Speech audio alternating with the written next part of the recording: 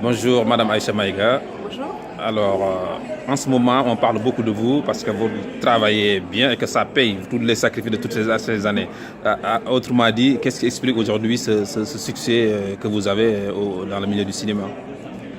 J'ai eu la chance de travailler avec des metteurs en scène qui m'ont offert de beaux rôles et qui ont donné à leur tour envie à des metteurs en scène de travailler avec moi, j'imagine. Sur France 2, vous aurez mercredi un de vos films, en tout cas, qui va être diffusé. Alors, est-ce que vous pouvez nous parler en quelques lignes ce film pour inviter les téléspectateurs à regarder, par exemple? Ça s'appelle Le Rêve français. C'est un téléfilm en 2 épisodes qui se passe des années 60 à nos jours et qui raconte une histoire inédite, en tout cas à la télévision française. C'est l'histoire des ultramarins, l'histoire des gens d'outre-mer, donc de Guadeloupe, Martinique, de la Réunion, qui dans les années 60 sont venus en France, en métropole. Il y avait un organisme d'État qui s'appelait le BUMIDOM, le Bureau pour le développement des migrations du DOM-TOM.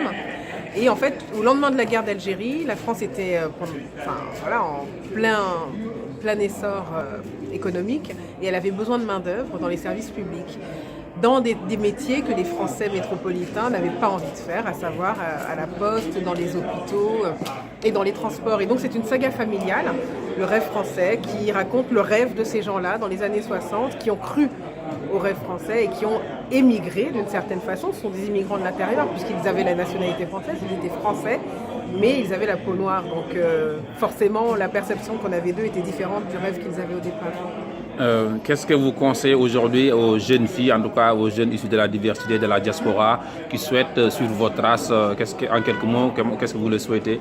Je pense que si on veut devenir comédien aujourd'hui, il faut vraiment donner une grande importance à sa formation théâtrale ou dans un studio pour acteurs plutôt de cinéma, peu importe, mais vraiment aller connaître les classiques, aller connaître la technique, les différentes techniques de jeu, de respiration, de concentration, de construction des personnages, enfin la liste des choses à aborder est longue, et puis avoir confiance. Malgré le fait qu'il y ait très peu d'acteurs et d'actrices noires sur les écrans français, pour ne parler que de la France, je pense qu'il faut avoir confiance, savoir créer des liens avec les gens qu'on connaît, et puis ne pas attendre, être force de proposition, prendre un téléphone, un micro, écrire des scénarios, se filmer, et voilà. Juste un dernier mot sur le film Black Panther qui fait une fierté de la communauté. Qu'est-ce que vous en pensez? Black Panther, ça m'a ébloui. J'ai trouvé... en fait, moi, j'attendais ce film. Tout comme j'attendais 12 Years a Slave, qui était sur l'esclavage, qui est sorti il y a quelques années. Les récits qui parlent de l'épopée des peuples noirs, l'épopée humaine des diasporas noires sont trop rares.